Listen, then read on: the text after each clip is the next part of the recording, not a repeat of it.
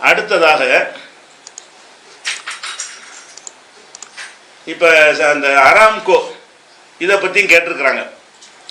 அது சவுதியாக இருக்கிறதுனால, ஏன்னு கேட்டால் அது வந்து பாதுகாக்கப்பட்ட அபய பூமியெலாம் மக்காவெலாம் அங்கே தான் இருக்குது. அதிலே போய் தாக்குதல் நடத்துறதுக்கு வந்துருச்சுன்னு சொன்னால் அதுக்கும் தாக்கிடுவாங்க, அங்கிட்டும் போயிருமே, அந்த மாதிரியான ஒரு நிலைமையெல்லாம் வந்துடுமோங்கிற ஒரு கவலையில் நிறைய பேர் என்ன செய்கிறாங்க, இதை வந்து ஒரு கேள்வியாக கேட்குறாங்க. இதில் என்ன ஒரு பிரச்சனைன்னு கேட்டால், இதில் சவுதியாக இருந்தாலும் சரி, ஈரானாக இருந்தாலும், ஈரான் தான் பேக்ரவுண்ட், இப்போ ஈரானாக இருந்தாலும் சரி, இவர்கள் வந்து முஸ்லீம் சமுதாயத்துக்கு பெரிய அச்சுறுத்தலான முஸ்லீம்களை கொள்ளுவதற்கு உரிய முடிவெடுத்த 2 நாடுகளாக இருக்கிறார்கள். முதல் விளைக்கணும். 2 பேரும் என்ன செய்கிறாங்கன்னா, யமன் நாட்டில் ஒரு பிரச்சனை, அந்த நாட்டினுடைய அரசாங்கத்தின் மீது அந்த மக்களில் ஒரு சாரார் போராடுறாங்க. இது இஸ்லாத்துக்காக, அவனும் இஸ்லாமிய ஆட்சி நடத்தலை, இவனும் இஸ்லாத்துக்கு போராடலை, உன் ஆட்சி பிடிக்கலைங்கிறதுக்காக வேண்டி உள்ள ஒரு அரசியல் போராட்டம். இதில் அந்த நாட்டுக்காரன் பார்த்துக்கிறவான்னு இருக்காம சவுதிக்காரன் என்ன செய்கிறான்னு கேட்டால், அவன் வந்து ஆட்களை அனுப்பி குண்டுகளை போட்டு மக்களை கொள்கிறான். சவுதி போய் என்ன செய்கிறான், யமன் நாட்டில் வந்து இந்த ஹைட்டிங்கிற ஒரு இனத்தவர்கள் இருக்கிறாங்க, அவங்க மேலே என்ன செய்கிறான், குண்டு மூளை பொழிஞ்சு தாக்குதல் நடத்துகிறான். ஒரு 2 நாட்டு பிரச்சனை பேச்சுவார்த்தை நடத்தி ஏதாவது செய்து பேசாமல் ஒதுங்கி நில்லு. எப்படி இந்த இஸ்லாமிய வரலாறு ஆரம்பத்தில் குலபாக்கள் காலத்தில் நடந்துச்சோ அந்த மாதிரியான ஒன்றை முஸ்லீம்களுக்குள்ள ஒரு சண்டை போடும் பொழுது, நான் எதுலையாவது ஒன்றில் இருப்பேன்ட்டு ஏன்ப்பா இருக்கிறீங்க, ஒதுங்கி இருக்க வேண்டியது தானே. அப்போ இவன் என்ன செய்கிறான்னு கேட்டால், இவன்கிட்ட உள்ள இராணுவ பலத்தை எல்லாம் காட்டி இவன் கொண்டே அங்கே வந்து குண்டுகளை போட்டு அழிக்கிறாங்க. அதே மாதிரி சிரியாவில் என்னது ஒருத்தன் ஆட்சி பண்ணிகிட்டு இருக்கிறான், அவன் சியாவுடைய ஆள் ஆட்சி பண்ணுறாங்கிறாங்க, அவனுக்கு எதிராக மக்கள் போராடுறாங்க. இதுலேயும் வந்து இதை இஸ்லாமிய ஹிலாபத்துக்கு இவனும் போராடலை, அவனும் போராடலை, இன போராட்டமாக தான் நடந்து கொண்டு இருக்குது. அதில் வந்து அந்த ஆட்சியாளர்கள் என்ன செய்கிறாங்கன்னா, அந்த போராளிகளை நசுக்கிறதுக்கு ஈரான் சப்போர்ட் பண்ணிட்டு அவங்க சிரிய அரசாங்கத்தோட சேர்ந்து கொண்டு அங்கே உள்ள முஸ்லீம்களை என்ன செய்கிறாங்க, அவங்க கொள்கிறான். இவங்களும் முஸ்லீம்களை கொல்லக்கூடிய ஒரு கூட்டம், அவனும் முஸ்லீம்களை கொல்லக்கூடிய ஒரு கூட்டம். இதில் பேசாமல் ஒதுங்கி இருந்தாங்கன்னா சேதங்கள் குறைவாக இருக்கும். நாங்கள் இருக்கிற ஒரு நாட்டில் இவன் இருந்தால் அவர் என்ன செய்ய போகிறீங்க? இப்போ எவன்லாம் இருந்து என்னத்தை இஸ்லாத்துக்காக செஞ்சுட்டான், ஒன்றும் செய்யலை. இஸ்லாத்தையே குர்ஆன் ஹதீஸ்ன்னு சொல்லக்கூடிய நாட்டில் எல்லாத்தையும் ஓப்பன் பண்ணி விட்டாங்க சவுதியில். அவனாச்சும் அவன் ஷியா கொள்கையில் இருக்கான், அதில் உறுதி அவன் இருக்கிறான்.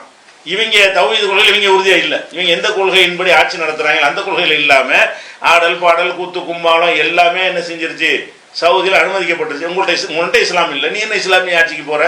உங்ககிட்ட இஸ்லாமிய ஆட்சி வேணான்ற அளவுக்கு நீ முடிவெடுத்த ஒருத்தன் வந்துக்கிட்டு யமனில் போய் என்ன ஆட்சி அமைக்கிறதுக்கு போகிற? உன் நாட்டை காப்பாற்றிட்டு இருக்க வேண்டியதானே.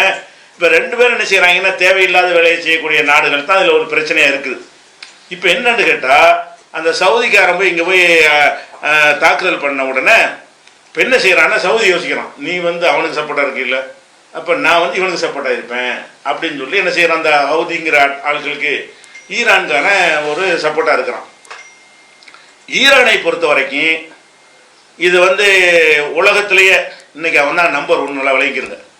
உலகத்திலேயே வல்லரசுகளில் அவங்க ரொம்ப அழகாக பிளான் பண்ணி திட்டமிட்டு ஈரானுக்கு நிகராக ஒரு நாடு கிடையாது. அந்த அளவுக்கு அணிஞ்சின தன்னையை வலிமைப்படுத்திக்கிட்டான். அந்த ஈராக் கூட சண்டை போட்டு நிறைய அந்த ட்ரைனிங்லாம் எடுத்து அதுலேருந்து வெறி பிடிச்ச மாதிரி இருந்து எந்த அளவுக்கு வந்து விட்டான்னு சொன்னால், இப்போ அமெரிக்கா வந்து ஈரானை தாக்குவதற்கு தான் கப்பலெல்லாம் கொண்டு வந்தாங்க. கப்பலில் விமானங்கள்லாம் வச்சுருப்பாங்க, பெரிய அளவில் கொண்டாந்து ஈரானை சுற்றி நிப்பாட்டி வச்சுட்டாங்க.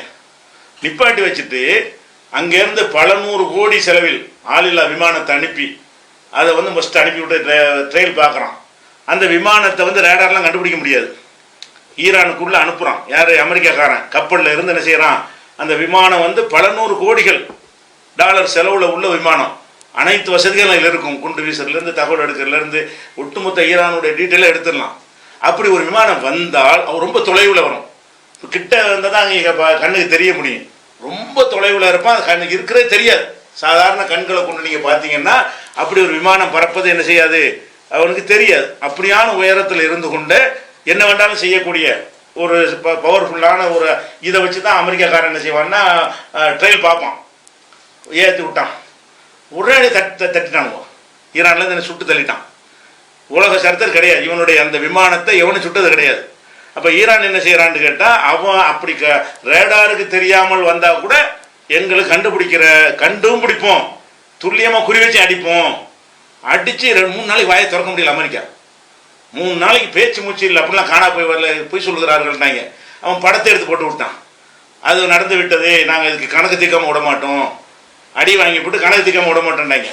அப்போ கணக்கு தீர்க்காமல் விட மாட்டோம்னா என்ன செய்யணும்? போர்க்கப்பல் நிப்பாட்டிருக்காங்க, போருக்கு போகணும்ல, ஒரு விமானத்தை விட முடியாது, தள்ளிவிடுவாங்க. அவ்வளோ வெப்பன்ஸ் வச்சுருக்காங்க. இந்த நவீன காலத்தில் வந்து விமானத்தின் மூலமாக குண்டு போடுறது மட்டும்தான் அமெரிக்காவுக்கு தெரியும். தரப்படை இறக்கி விட்டால் தோற்று போயிடுவானுவோ, எல்லாம் கூட போயிடுவோம். தரப்படையில் வந்து நின்றுட்டு சண்டை போட மாட்டாங்க. மேலேருந்து குண்டு போடுற நமக்கு சேதம் வராதுல்ல, குண்டை போட்டு 1000 வருஷம் அப்படி ஓடி போயிடுவாங்க. இதான் அமெரிக்காவுடைய ஈராக்கில் தான் செஞ்சான், ஆப்கானில் தான் செஞ்சான். எல்லா நாடுகளையும் இவனுடைய யுத்த முறை என்னன்னு கேட்டால், வியட்நாமில் தான் ஆட்களை இறக்கி விட்டான், நல்லா பின்னி எடுத்துட்டாங்க. அன்னைக்கு ஒரு முடிவு எடுத்துட்டாங்க, இனிமேல் தரப்படை இறக்கக்கூடாது. வியட்நாமில் இதே மாதிரி இறங்கி தரப்படை இறங்கி அந்த மக்களை அழிக்கும் பொழுது அவங்களுடைய பதிலடி அதை விட கடுமையாக இருந்துச்சு. இனி ஒரு காலத்தில் இந்த மாதிரி இறக்கக்கூடாதுன்னு சொல்லிட்டு நினைச்சிட்டான், இனிமேல் வான்வெளியில் அடிக்கிறது, மக்களுக்கு நமக்கு சேதமே வரக்கூடாது, அந்த மாதிரி வைத்துக்கொண்டு என்ன செய்கிறான், எல்லா நாட்டிலையும் அடிக்கிறான். அந்த அந்த ஒரு பலம் மட்டும்தான் அமெரிக்காவுக்கு இருக்குது. அதை உடைச்சிட்டாங்க இவங்க. இப்போ விமானம் மூலமாக எந்த விமானம் வந்தாலும் ஒரு விமானம் மிஞ்சாது. அதை பார்த்தோன்னு என்ன செய்கிறான்னா, பின் வாங்குறான் அமெரிக்கா. எப்படியாவது நம்ம பேக்கில் பிரிட்டன் கப்பல் வந்து பிடிக்கிறாங்க. ஏன் வம்பு கிழக்கிறான், வேணும்ட வாடான்னு சொல்லி. 2000 கிலோமீட்டர் எங்கள் கண்ட்ரோல்லாம் இருக்குது, எவன் வந்தாலும் சுட்டு தள்ளிவிடுவோங்கிறான். எங்கள் நாட்டினுடைய கண்காணிப்பு வளையத்துக்குள்ளே தான் நீங்கள் எல்லாருமே இருக்கிறீங்க, 2000 கிலோமீட்டருக்கு இடையில் உள்ள எதுவாக இருந்தாலும் காலி பண்ணிடுவோங்கிறான். இந்த சவுதி திண்ணி மாடு மாதிரி இருக்காமல், இந்த சிரியா ஈராக்கு மாதிரி இருக்காமல், எகிப்து மாதிரி இருக்காமல், இவங்க விவரமாக இருக்கிறாங்க. ஈரானில் உள்ள என்ன செய்கிறான், ரொம்ப ஷார்ப்பாக அதை சிந்தனை செய்து, அந்த முதல்ல இப்போதைக்கு என்னென்னு கேட்டால், ஆகாயத்தின் மூலமான தாக்குதலில் தான் உலகத்தில் வல்லரசாக இருக்கிறாங்க. அந்த ஆயுதத்தை பறிக்கணும் என்று சொல்லி ஃபஸ்ட்டு என்ன செய்கிறான்னு கேட்டால், அதை இன்னும் சொல்ல போனால் இது எப்படி அவன் செஞ்சான்னு கேட்டால், ஒரு 15 வருஷத்துக்கு முன்னாடி ஒரு ஆளில்லா விமானத்தை வந்து அமெரிக்காக்காரன் அனுப்புகிறாங்க. அந்த விமானத்தை முழுச கீழே இறக்கிவிட்டாங்க. அந்த விமானத்தை வந்து சுட்டு தள்ளுறதில்ல, எந்த விமானத்தை உளவு பார்க்கறதுக்கு அனுப்புனாங்களோ அந்த விமானத்தை ஈரான்காரன் என்ன செய்கிறான்னு கேட்டால், முழுசா அப்படியே கீழே அவன் நாட்டுக்குள்ளே இறக்கிவிட்டான். அப்போ ரிமோட்டில் அவன் இயக்கிட்டு இருக்கும்போது கூட இவன் ரிமோட்டில் வச்சு இங்கே இருக்கிறதா இருந்தால் எப்படிப்பட்டவனாக இருப்பான்? அதை இறக்கித்தான் அவனுடைய எல்லா ரகசியங்களும் அதில் எடுத்துட்டான்ல. அந்த விமானத்தை அக்வேர் ஆணிவேராக பிரித்து இந்த டெக்னாலஜியுடைய எல்லாத்தையும் அதன் மூலமாக அவங்க கற்றுக்கிட்டாங்க 15 வருஷத்துக்கு முன்னாடியே. அப்போ அந்த மாதிரியான அதுலேயும் அமெரிக்கா கதிகள் இங்கே போய் நின்றுச்சு. அப்போவே எப்படி விமானத்தை வந்து சுற்றா பரவாயில்லை, இறக்குறதா இருந்தால் நம்ம ரிமோட்டில் இன்னொருத்தர் ரிமோட் வச்சுக்கிட்டானா என்ன அர்த்தம்? நம்ம கண்ட்ரோல் விட்டு போச்சுன்னு தானே அர்த்தம். அப்போ அவன் அமெரிக்கா அனுப்புகிற விமானத்தை இவன் ரிமோட்டில் அவன் மேலே கொண்டு கூட வச்சுப்போம், அதை இயக்க முடியும்னு சொன்னால் குண்டு வீசுகிற விமானத்தை கூட டைரக்ஷன் மாற்றி விட்டுற முடியுமே. அந்த மாதிரியான ஒரு தொழில்நுட்பத்தில் மிஞ்சிட்ட காரணத்தினால அமெரிக்கா பேக் அடிக்கிறான். அப்படி என்ன செய்யணும்னு தெரியாமல். இப்போ இந்த மாதிரி ஒரு நிலையில் என்ன ஆகுதுன்னு கேட்டால், இன்னொரு விஷயம் என்னன்னு கேட்டால், கப்பல்கள் போகுதில்ல, அவனை ஹுர்முஸ் அந்த சந்தி வழியாக தான் போகணும். கப்பல் போகும்போது கப்பல் திடீர்னு ஓட்டையாக போயிடுது. ஓட்டையாக போனால் மேலேருந்து குண்டு வந்துச்சான்னா மேலே சாட்டிலைட்லாம் வச்சு பார்க்குறானுவோ, அமெரிக்காவுடைய சாட்டிலைட்டை போடுமா எந்த குண்டு இதை தாக்குனுச்சுண்டு. ஒன்றும் தாக்கம்லாம் இல்லை. கப்பல் என்ன செய்ய, தண்ணிக்குள்ளேருந்து ஏவுகணை அடித்து கப்பலுக்குள்ளே விட்டு என்ன செய்கிறான், அப்படி கப்பலை மூழ்கடிக்க செஞ்சிடறான். 2-3 நாட்டுடைய கப்பல்களை கம்ப்ளீட்டாக காணா என்னன்னு தெரியலன்னு முடிக்கிறானுவோ. ஈரானுடைய சதிவேலை தாங்கிறாங்க. சதிவேலைன்னு பச்சையாக சொன்னாலும் பலவீனம். நீ கப்பலில் போயிட்டு இருக்கும்போது எங்கேருந்து வருதுன்னு தெரியாமல் அடிக்கிறான்னு சொன்னால், அப்போ கடல் உள்ளேருந்து ஏவுகணை அடித்து தண்ணிக்குள்ளே வரும். அது வந்து கப்பலை பார்த்து உடைச்சிடும். மேலே இருந்தால் ஒரு சேட்டலைட்டுக்கு தெரியும், ஒரு சேட்டலைட்டில் படம் பார்க்குறாங்க, ஒன்றுமே இல்லை, ஆனால் கப்பல் உள்ளே போச்சு. கப்பல் ஓட்டையப்போ என்ன செய்யுது, மூழ்கி போகுது. அப்போ நான் இப்போ என்ன செய்யறான், நம்ம கப்பலை அடித்தா என்ன செய்யணும்னு பயந்துட்டானு. இப்போ மேலேருந்து சுட்டு ஆளும் தட்டிடுவாங்க, கப்பலில் வந்து நிப்பாட்டி வச்சோம்னாலும் கடலுக்குள்ளேருந்து வந்து அடிப்பாங்க என்கிற அளவுக்கு ஒரு பீதியை உண்டாக்குறது வந்துட்டான். இப்போ அமெரிக்கா பேச்சுவார்த்தை நடத்துவோங்கிறான், அந்த வாசல் மூடிட்டோங்கிறான். இவன் ஈராக் சதாம் ஹுசேன் பேச்சுவார்த்தைன்னு கேட்டார், மாட்டேன்ட்டான் அமெரிக்காக்காரன். உலக நாடுகள்லாம் கெஞ்சிருச்சு பேச்சுவார்த்தை நடத்துங்கடாண்டு, அமெரிக்காக்காரன் மாட்டேன்ட்டான், ஏன் கை ஓங்கி இருந்துச்சு. இப்போ வந்து அமெரிக்கா பேச்சுவார்த்தைங்கிறான், மாட்டேங்கிறான், முடியாதுங்கிறான். இதான் விஷயம். அப்போ அந்த அடிப்படையில் இவன் என்ன செய்கிறான்னு கேட்டால், ஈரானில் உள்ளவன் இந்த யமனில் அடி வர்றாங்கல்ல இந்த சவுதினால், அவங்களுக்கு வெப்பன்ஸை கொடுக்குறான். கொடுத்து அடி சவுதி அடி, ஆனால் ஹரம் அடிக்க மாட்டானுவோம். அவன் முஸ்லீமாக இருக்கிறதுனால ஹரம் அடிக்க, பொருளாதாரத்தை அடிங்கிற வகையில் என்ன செய்கிறாங்கன்னு கேட்டால், உலகத்தில் பெரிய ஆயுள் நிறுவனத்தை அடிக்கிறாங்க. அதுவும் எப்படி அடிக்கிறாங்க, சவுதியில் வந்து அமெரிக்காவோட எல்லா விதமான வெப்பன்ஸ் வச்சுருக்கிறாங்க. எந்த விமானம் தான் கண்டுபிடிச்சிடும், அந்த விமானம் வச்சுருக்கிறாங்க. அப்படியான ஒரு நாட்டில் எல்லா வெப்பன்ஸுமே வச்சு சுட்டு தள்ளிடுவாங்க. இப்போ என்ன செஞ்சாங்க, 2-3 விமானத்தை சுட்டாங்க. சவுதியிலேருந்து ஏவுகணையை தூக்கி சவுதி தாக்கியது அழித்ததுன்னெலாம் சொன்னாங்கல்ல.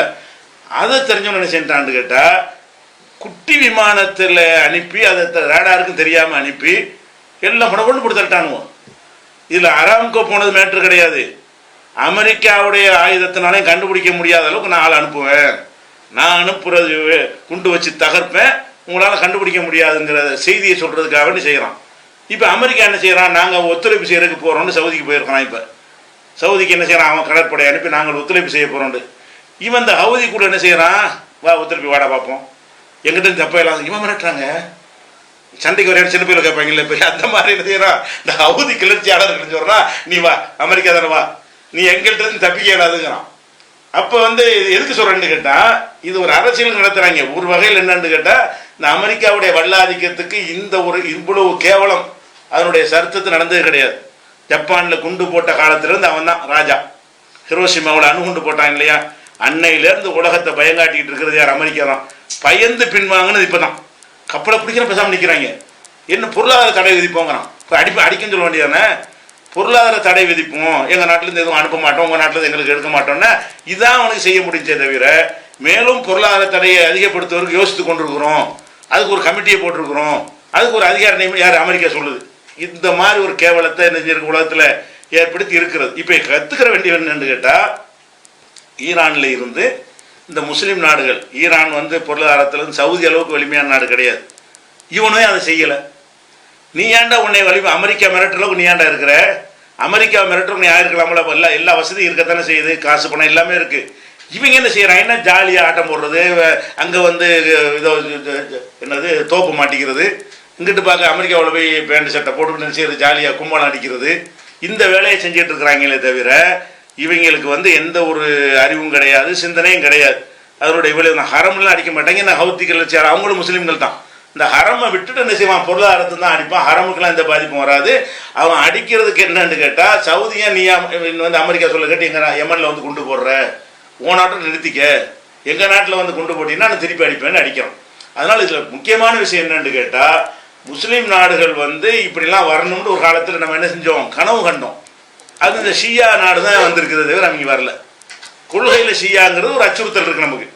அவன் என்ன இருந்தாலும் ஷியாவாக இருக்கிறனால என்ன செய்வான், நம்ம ஷியாவுக்கு எதிரான ஆட்களை எல்லாம் அழிச்சிருவானோன்ற ஒரு அச்சம் ஒன்று இருக்கே தவிர, ஆனால் ஒரு பாடம் என்னன்னு கேட்டால், இவன் அதை எப்படி ஃபேஸ் பண்ணணுங்கிறத கரெக்டாக கொண்டு போயிட்டு இருக்கிறாங்க. எப்படி இந்த அமெரிக்காவுக்கு தண்ணி, பிரிட்டனுக்கு தண்ணி காட்டுறான். பிரிட்டன் கப்பலை கைப்பற்றி கொண்டு வந்துட்டானுங்க. ஒன்று இறங்கி பிரிட்டன் கப்பல் போகுது, ஹெலிகாப்டரோட கப்பலில் இறங்கி உள்ளே புகுந்து அவனை மாலுமையை பிடிச்சி கட்டி நாட்டுக்கு கொண்டு போயிட்டாங்களே. உன் ராணுவம் எல்லாம் நிற்கத்தானே, சுற்றி நிற்கத்தானே செய்யுது, கடற்படையெல்லாம் ஒன்றும் செய்ய முடியலை.